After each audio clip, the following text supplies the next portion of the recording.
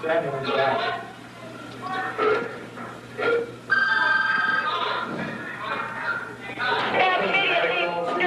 Medical and Cedar 3. Cedar. We need back, we need medical. We're going to need SWAT. We're going to have that. Down here. Get that. Yeah. Duty officer, you need SWAT down here, full gear. Cedar. Duty officer, go ahead, come back again. Cedar. This Jolly. Yeah. 1 and 2. Yeah. The shank went into 10.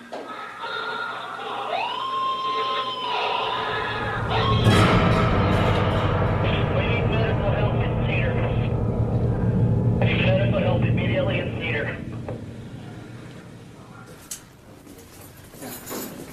Take these off my feet. Yep. I went into the situation that I'm going to have to kill the guy. I'm not going to just hurt him. I'm not going to stab him 2 times and say, yeah, we're even. You know, because the philosophy in prison is, you know, you stab me, I kill you. I just stabbed the shit out of him, you know, until he didn't move anymore. The reason I said Troy Kell was one of the most dangerous people I've ever met is because Troy Kell, when you meet him and when you see him in a certain environment, is a very charming, charismatic, intelligent individual who certainly by no means looks like somebody who could commit a crime as heinous as he committed in this case. I've seen guys hesitate on not thinking something was serious, and it was serious, and they get themselves stabbed up or they get themselves fucked off. They get themselves killed. All the white supremacists were going, say hi to Troy, make sure, you know, say hi, let Troy know that I said hi. And they were given the power, the white power symbol. Oh, sure. So. Well, and they like to mention that, too, because they want the status that's associated with him and his crime. Because they're looking to Troy, you know, he's our inmate god, and we're going to do anything we can to gain status with him, because then that protects us within the institution. So they hold his shanks, they hold his brew, any contraband that he has, and he very subtly manipulates everything, and then to the administration he wants to represent this clean image. Well, I'm not doing anything. You know, I'm not associated with these guys, but he still has his soldiers going out and performing these acts. Well, that's a good cleanup for them. I mean, they have to say that to really justify doing that to me. I mean, keeping me in the hole, restricting my movements, making sure that there's no real freedom for me to have, and maybe I'm not entitled to that. I mean, it's perspective of the individual. You know, some individuals think that, you know, he shouldn't have anything. Give him some bread and water and put him in a cage somewhere. And that's fine too, but don't expect the guy to be a nice guy and smile and to say thank you for the bread and water every time you bring it. You know, it's a double standard. They expect you to suck ass regardless of what they're running their face about. You suck ass long enough, pretty soon you start choking on shit.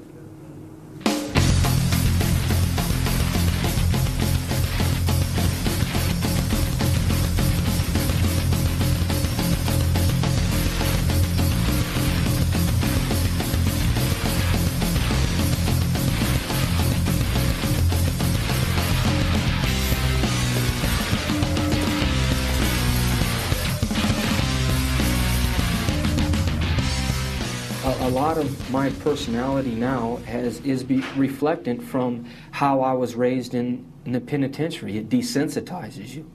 You don't have the human interaction, the contact, understanding or anything. It's structured that everybody's a piece of shit. You shouldn't respect anybody. It's kind of like, you know, just, it doesn't matter.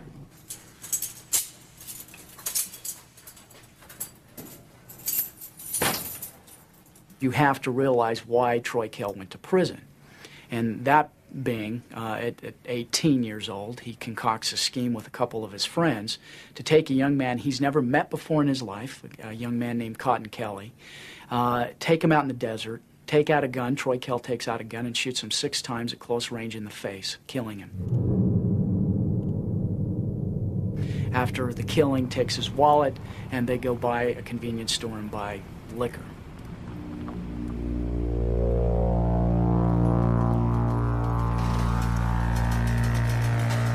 This guy, I felt, was taking advantage of a friend of mine, and she asked for my help. And I went kind of overboard. Me and a friend of mine from high school agreed to beat this guy up because he was doing some things to some teenage girls that we knew. She was a friend of mine. She was like a sister kind of to me. I met Cotton Kelly at Circus 8 months prior to this actual tragedy. He ran some type of adult entertainment business. He wanted me to pose nude for him. He had started following me and calling my house constantly, harassing my family. And as a 15-year-old child, I made a very bad decision, a very immature request, and I called upon Troy to beat the man up, to have him leave me alone.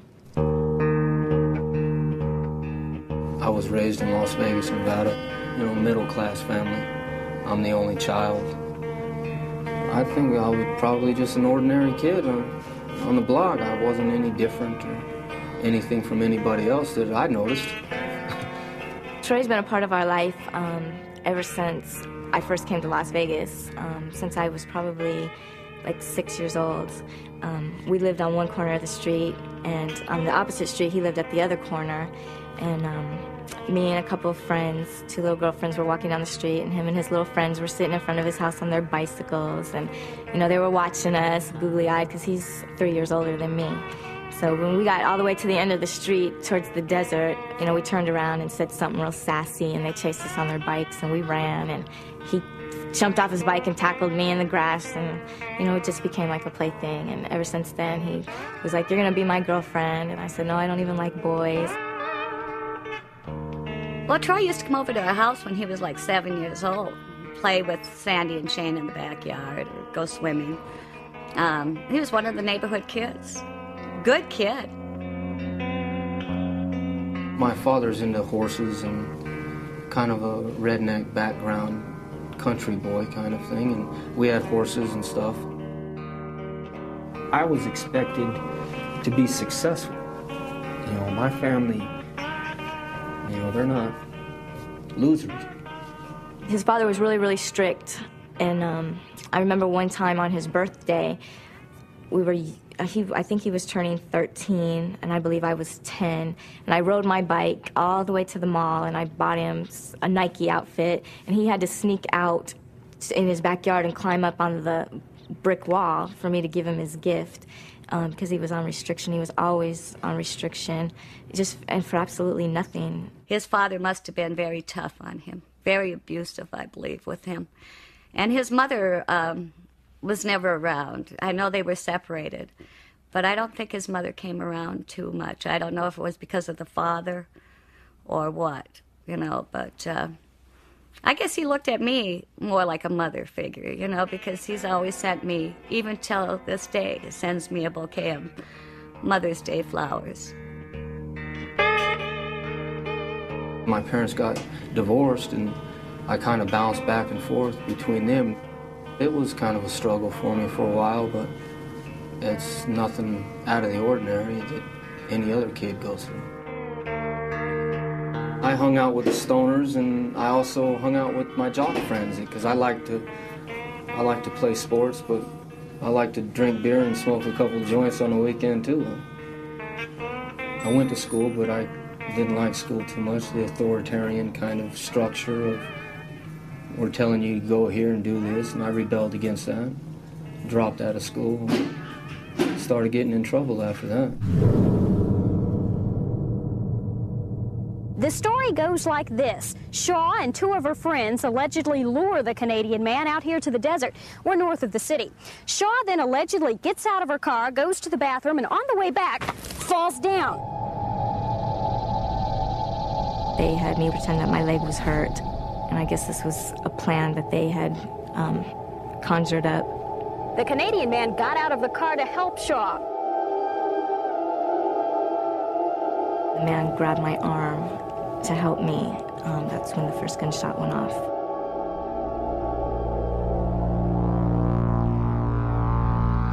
For a reason that I can't really understand, I decided to bring a gun and shoot the man and kill him.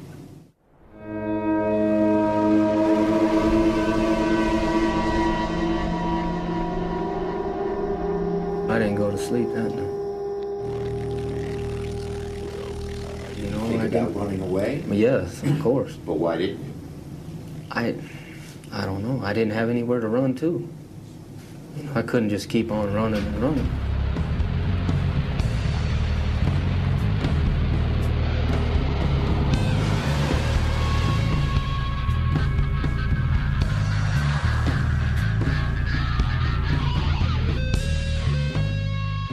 Police say this desert landscape near Rancho and Durango was the stage of a grisly show and tell this past week. Police say the three suspects spent a week going back and forth here in the desert, showing off the body to their friends. Then one of the small children who had seen the battered corpse got to feeling guilty and told police. Las Vegas Metropolitan Police Department called me at work at midnight and told me that they had Sandy downtown on a homicide. And I thought, oh my God, she hasn't gone through this again. When I was 13 years old, I was spending the night at a friend's house, and her stepfather went into a jealous rage and shot and killed her mother and her mother's two friends, and then killed himself. It changed my life.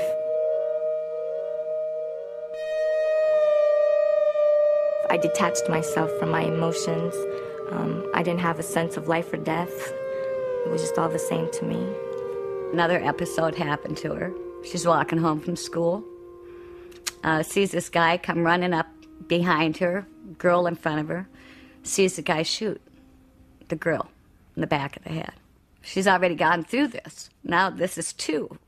How many times? I mean, I'm 48 years old.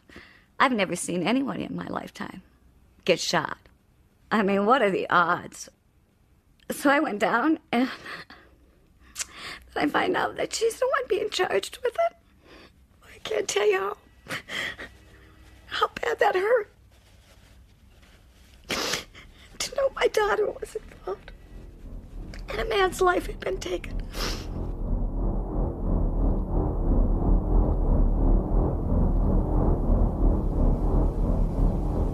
That became known as the show and tell murder. Right. How did you get that name? The girl was in high school at the time, and I wasn't. I had already dropped out of school. She had some girlfriends from school that she knew, that they both knew the man prior, and, you know, kids kind of, I don't know, brag about what happened, you know, remember that guy, and, well, he's, you know, dead out in the desert, and, you know, they don't believe her. So she decided to take him out there and see the guy, and that was kind of the way it went down. The night after Cotton was shot, the next morning, I had gotten up to go to school. I didn't know if this had happened to me or was I just thinking this happened to me. I wasn't really sure. And so I went back to the scene of the crime, and I seen it from the side of the road.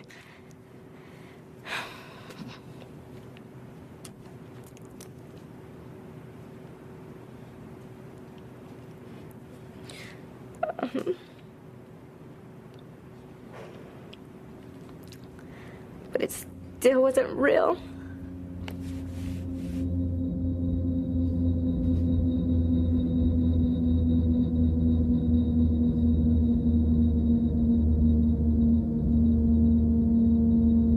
Teenager Sandy Shaw testified in her own defense today, staring only at her attorney. Shaw explained how last September, she and 2 older boys drove into the desert with a Canadian man. After the first shot, cotton moaned and hit the ground.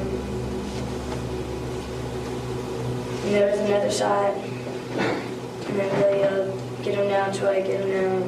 And at the same time that was being said, there was 2 more shots. What did you do? There was nothing I could do. It was all behind. Everything was behind me. I was on the ground. It was all behind me. What did you do? I was screaming. At the trial, they told the jury not to allow my angelic looks to fool them, that the person I appeared to be was not who I really was, that in fact I was a cold-blooded killer. How did that make you feel?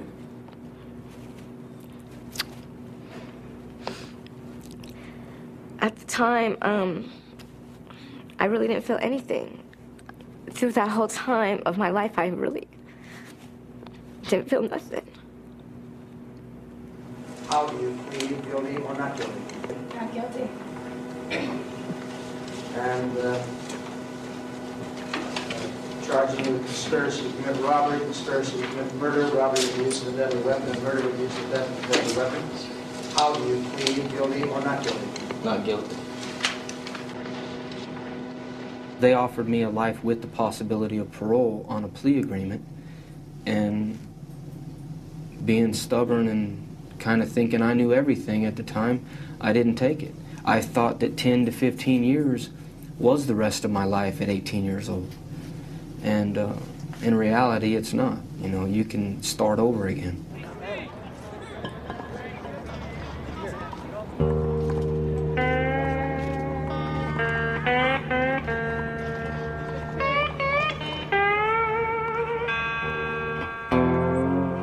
I made a decision when I walked in the gate that I was going to come in there as a man and I was going to leave as a man. I wasn't going to resort to things that a lot of people in my situation had to do to survive in prison. I wasn't going to suck dick. I wasn't going to wash people's laundry. I wasn't going to tell on people. I wasn't going to fall into that structure to survive in my environment. I kind of took responsibility at that time that I got myself in the situation. Now deal with it.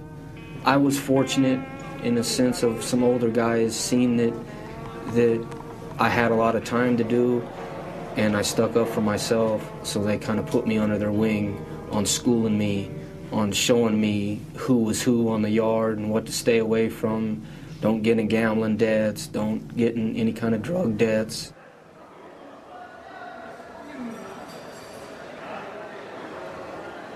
You have predators. You have homosexual predators, you have extortionists, and a whole ball of wax, and they're going to test you. One incident, I ended up getting shot and stuff like that on the yard, and with a guy that was a notorious booty bandit.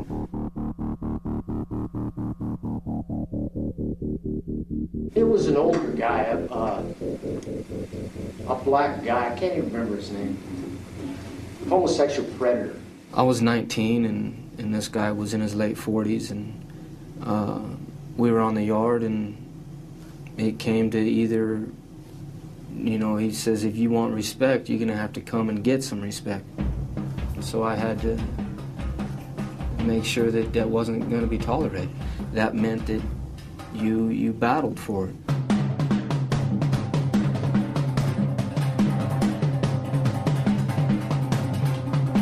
They break it up by shooting rounds at you from the waist. It's called skip rounding. I mean, it stopped the fight. It blew me off my feet, you know, because, I mean, you're getting shot by a 12-gauge shotgun from like 30 feet away.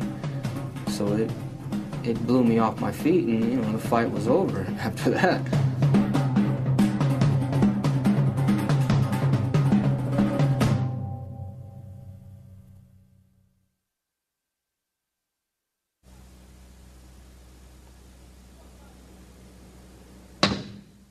When I arrived at prison, I came to prison for forgery.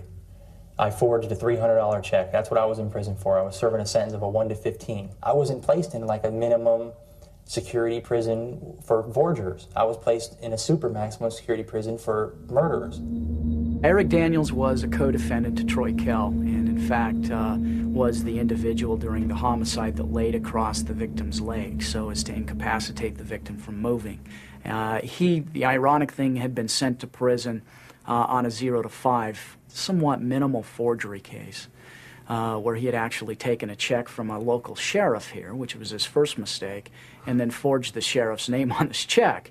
Not a bright idea. Sent him to prison for 0 to 5. So Rick Daniels went from a small-time crook to never going to see the light of day outside of a prison again. Here I am, a forger, living on death row. I was interacting and recreating with 3 guys that had death sentences that were going to be executed within the next 3 or 4 years, and I'm in prison on forgery. That's how I ended up becoming involved in violent situations.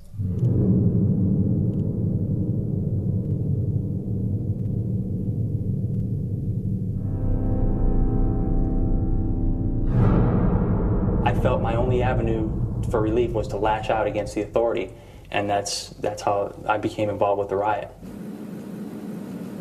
Don't tell me nothing yet, and we got a deal. Until they fucking fulfill their part of the deal, we ain't racking in. Regardless. You feel slighted by the system because you're there in the first place, okay? And then that builds, okay? And that anger turns into resentment and then absolute bitterness. We want our fucking mail. Sorry, guys. I don't think they're that. Then there's Baum and Daniel. See, that was impressive. No way. That's the control room door. The control room. They're coming through. Yeah, they're coming through. Get out there. They're not going to take that. Bullshit. God. Attention, all inmates in Cedar Section 1. Return to your cells now, or extreme force will be used against you. Return to your cells now and lock up, or force will be used against you. Their company is coming through. They're going to break that door. Yeah, they are. No. The caps are coming off. Hey, they're going to take the door here. Okay, now what? They're going to do? Cell court has been breached. SWAT. Can you guys get out Echo there? 102. Echo 102. The Sally Port section door has been breached. You start to think that the officer that's holding you there, the one that comes and feeds you your tray every day, is evil. First thing that comes to most people's minds is lash out. Do something violent. Back up, dude. Back up. Get out of that hall. Water's off. Oh, yeah. Lock the door.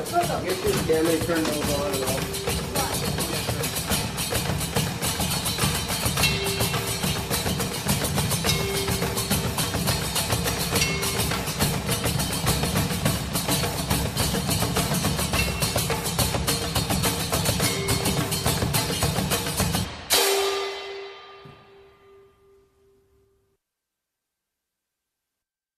You're in your cell for so long, by yourself, you have no television, no radio, very little contact with the outside world.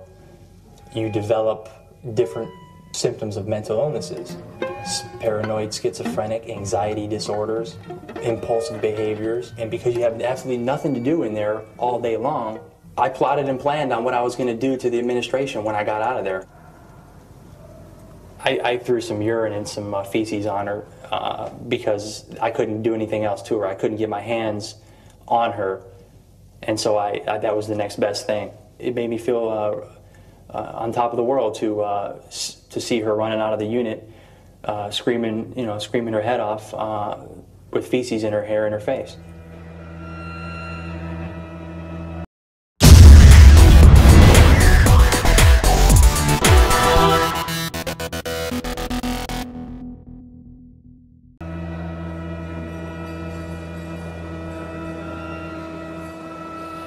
I got a phone call from some official in Utah. I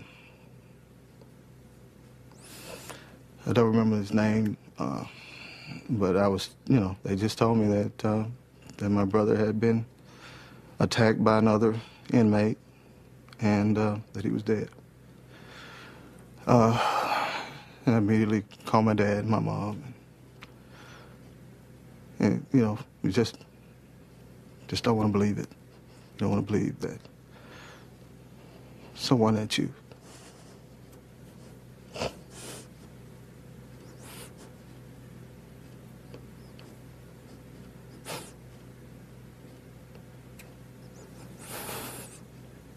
love is gone.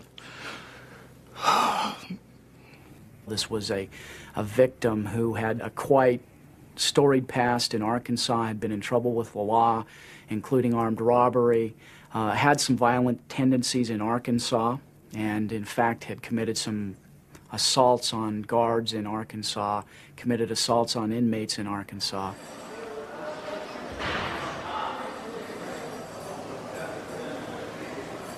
I want to paint a pretty picture of my brother because he was a maximum security risk, is what he told me, and I found out after his death that he was in lockdown. Originally, we didn't have any idea why the killing took place.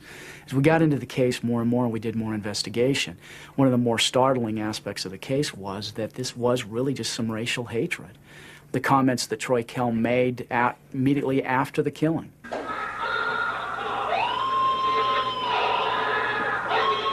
That he was really quite proud of himself, that, you know, that this black person would no longer be around, that he couldn't talk about white women, certain comments like that, that he was really, seemed very proud of himself, that there was one less African American on the earth and that was something good. I would classify myself as a separatist. I believe that the white man should return to Europe and should have never came over here. Throughout history, if you see the Greeks or the Romans or any civilization that started, the Egyptians, that started to intermingle with foreigners, in a sense, outsiders of their racial groups, eventually they've destroyed themselves. They call me Nazi, and I'm proud and proud to call me racist, and I shout it out. As we delved into the case, we found out fairly quickly that Troy Kell had very strong beliefs as a white supremacist. The white supremacist group, or gang, if you want to call them that, is significant, and probably the most significant single group or gang we've got in our prison. Prison has a tendency to, you know, force an individual, someone who's impressionable as I was, young, to identify with a group and or a certain ideology, and I found that in the white separatist movement, and I felt like I belonged. I felt like I climbed a mountain, reached, got to the top, planted the flag, and I was home. It's born out of fear. Fear of knowing another race, keeping your distance from another race. With any kind of white guy that stands up for, you know, his people, he's looked upon as some type of racist race hater. And that's not the case. In the majority of the people. Do you hate Jews? No, it doesn't concern me at all. I mean, maybe people's actions is what I don't like. I mean, they might choose to do certain things, but there's more, you know, white people that need adjusting than anybody else.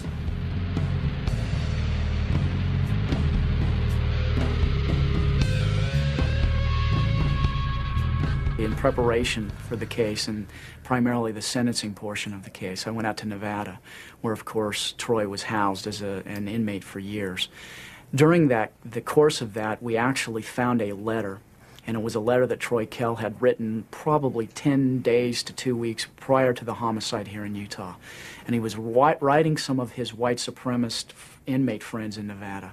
And in that letter, he talked about and actually prophesied that he was going to commit this crime in Utah. Talked about how in his terms, a nappy-headed monkey had been running his mouth, and this nappy-headed monkey was going to get his, and there's going to be pain and suffering involved in that.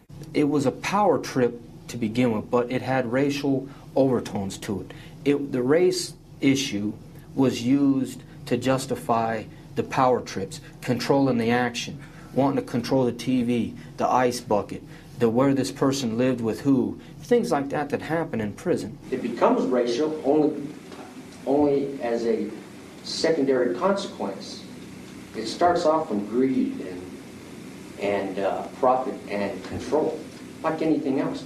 I had a confrontation with him verbally that derived from two other people's fight. It kind of, flowed over to me getting involved with him. And it was kind of agreed between me and him that we were going to take care of it. That any chance that either one of us got, that we were going to deal with the situation.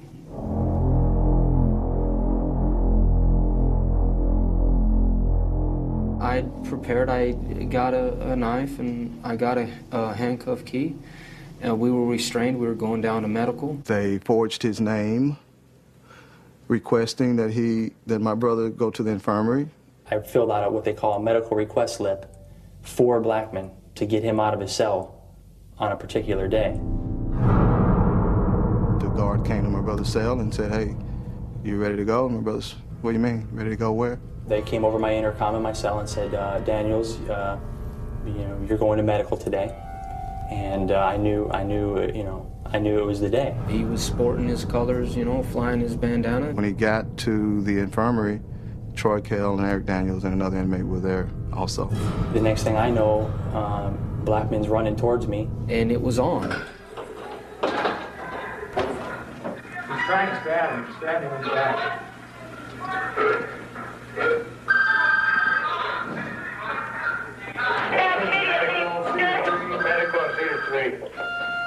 I knew that it was a strong hit because of the color of the blood, and it's dark, and that's a sign that where you got an artery or a vein or something like that. You need to SWAT down here, full gear. Stephen. Hey, officer, go ahead, come back again. Here. This Johnny. Yeah. I 1 and 2. SWAT, full gear in Cedar 3 now. Section 3 here.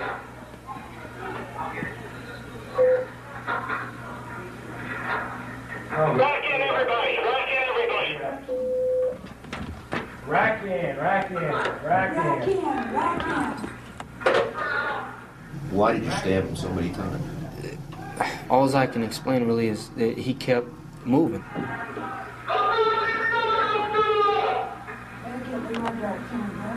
I just stabbed the shit out of him, until he didn't move anymore. Then I ended up stabbing the man to death. The shank went into 10.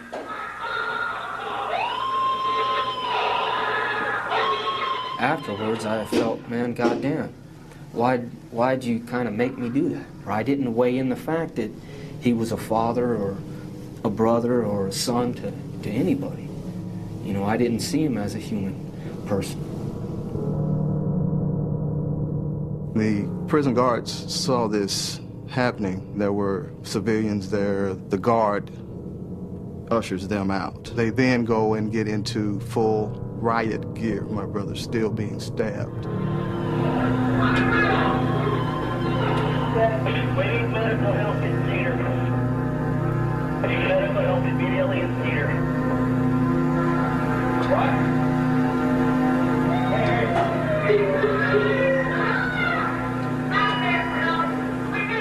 They come in, and then they grab Kel and this other guy. Well, my brother's dying by then.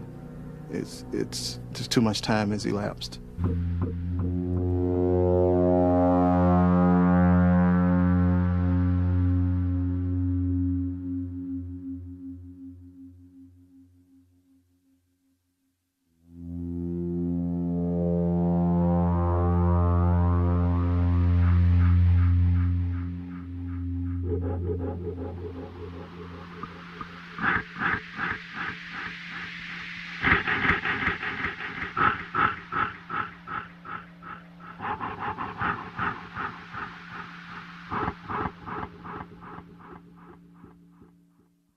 I will tell you that I've never seen anything like that in my life.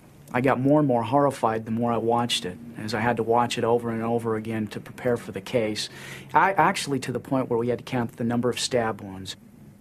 After watching the videotape initially, several nights I had problems sleeping. From a prosecutor's standpoint, to have a videotape of the crime is kind of unheard of.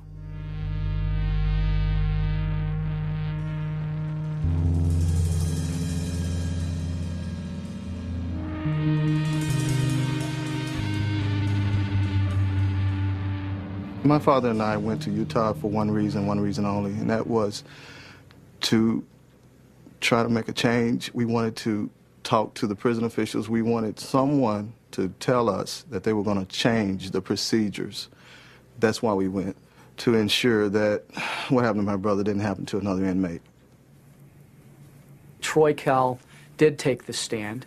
He was very articulate, very intelligent, and was able to bring up emotion, which at the time appeared to be genuine. And in fact, he addressed the victim's family, who happened to be in the audience from Arkansas. From the witness stand, he asked if, after he finished testifying, if he could talk to me and my dad one-on-one and sit down. And he said, sit down as men and talk.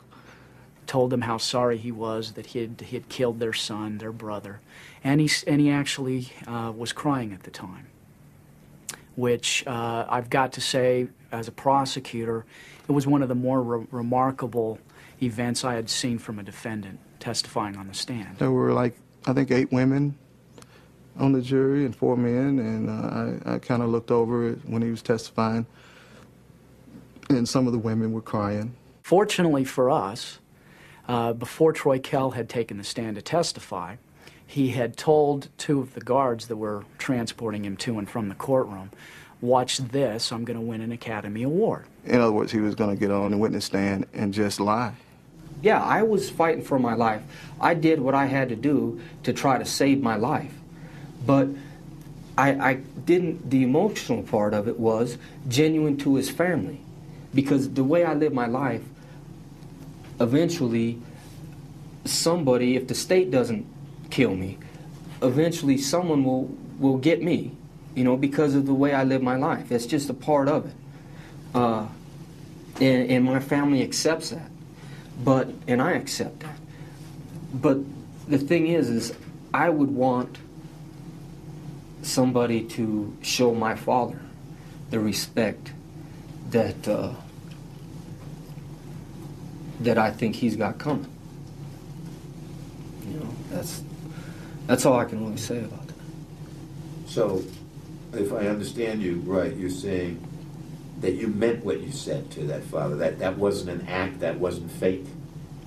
No, I meant what I said to him. I mean, they want to downplay it because they're fighting to win the case. I put the guards back on the stand, and the guards ended up testifying as to this conversation they had had with Troy Kell about winning an Academy Award.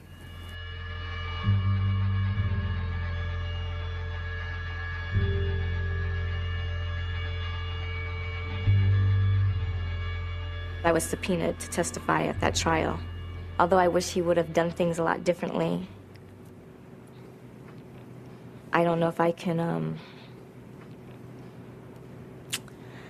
I can't pass judgment upon him for the things he's done. I don't agree with the things he's done. I don't like the things he has done. But I cannot judge him for the things he has done because I don't live like he lives, and I don't walk in his shoes, and I don't feel what he feels.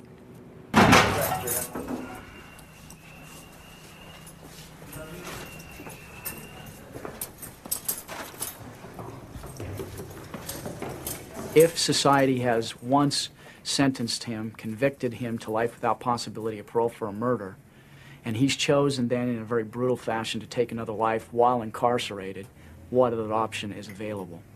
And realistically, the chance that Troy Kell in the future could commit another homicide while in prison. And I think that was probably the most weighty thing that ended up in the jurors voting for the death penalty. I don't think the death penalty works. You know, there are people on death row, and you know, we just recently had some McVeigh was put to death. Does that stop terrorism? I don't think it will. Does it stop people from murdering and killing and raping? I don't think it will. You know, some of my coworkers say, hey, well, he won't do it again. Well, sure, but that doesn't deter others.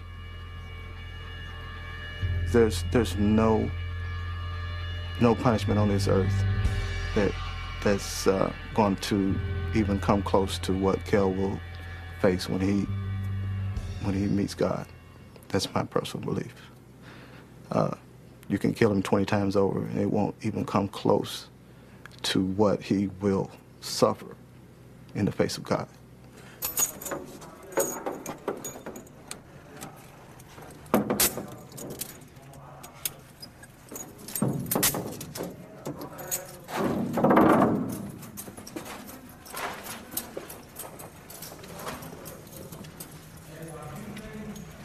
I don't believe in the heaven and hell thing. It's a control mechanism to control the masses, and it's run by fear.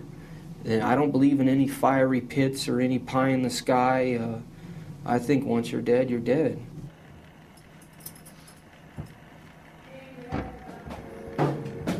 And when my life is over,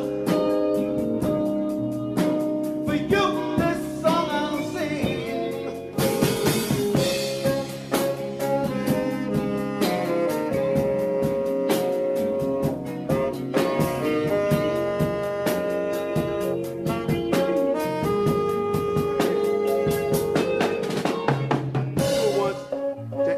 Come in. When Eric come in on the second time you do his line, that's when the whole band come in. All right, let's try it.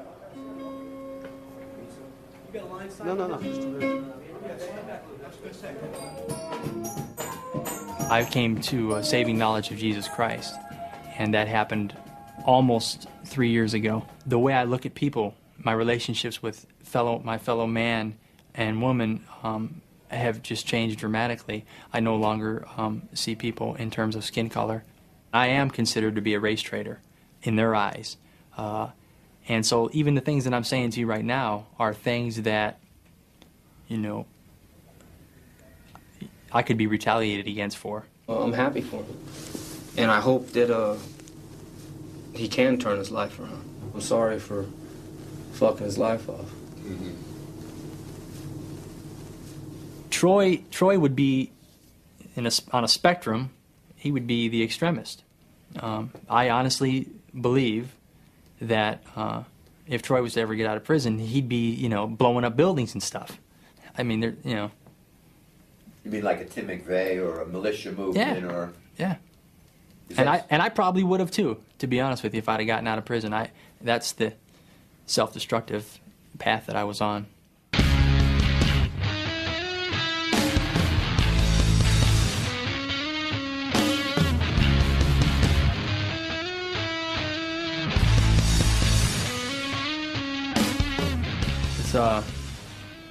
The 8th letter of the alphabet is H. HH stands for Heil Hitler. White supremacists believe that Jews are the ultimate enemy, that they pit black and white against each other so that we both eliminate each other in order that they ultimately win.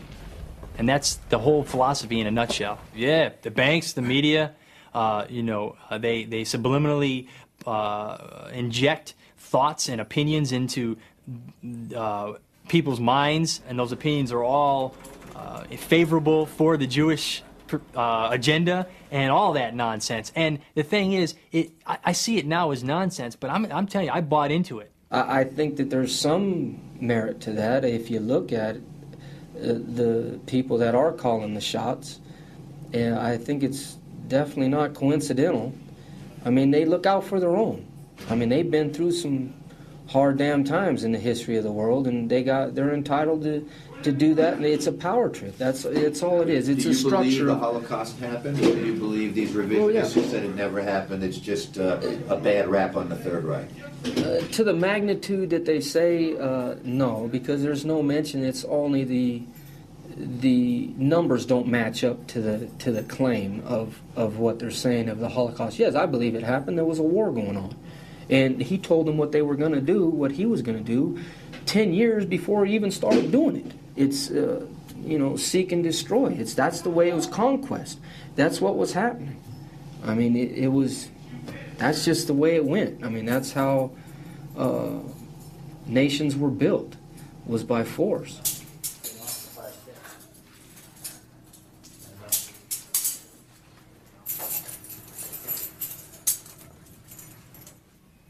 I deserved the death sentence. You know, I didn't get the death sentence. Again, I believe that God intervened in my life, or at least in 2 jurors' minds, and I didn't receive the death sentence. I deserved it, and I got mercy. And Troy didn't. Illegal.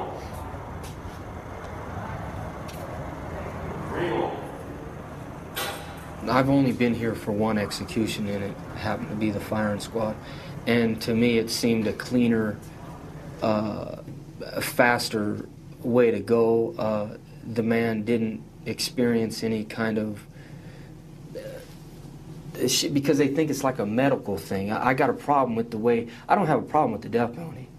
Okay, it's in the sense of that's the penalty. But when they try to, you know, make it like a medical procedure, like they're going into like an operation or something like that, you know, show it for what it is. You know, you're killing a guy, regardless of the justification. We can all justify our actions in one form or another. The fact is, you're killing a guy. So show it for what it is. That's what it is. I think they should take it down to the Delta Center and show the public what exactly is going on. When he first entered the system, he was 18 years old. He was a handsome man. He was an intelligent man. And I remember him telling me, I'm entering as a man and I'm going to remain a man. And I believe he's done that. I still wake up to this day and I cannot believe I'm here. This is what my life has amounted to. I have spent over half my life in prison. My adult life has been in prison, you know. And it's just really hard. And sometimes I wonder, you know, will I ever get a driver's license? You know, will I ever get to go buy furniture for, you know, a house? Am I ever gonna, you know? Click on Mouse Invaders and click OK. I hope and I pray that one day I will be given a second chance. I was an unhealthy child. I was a lost child.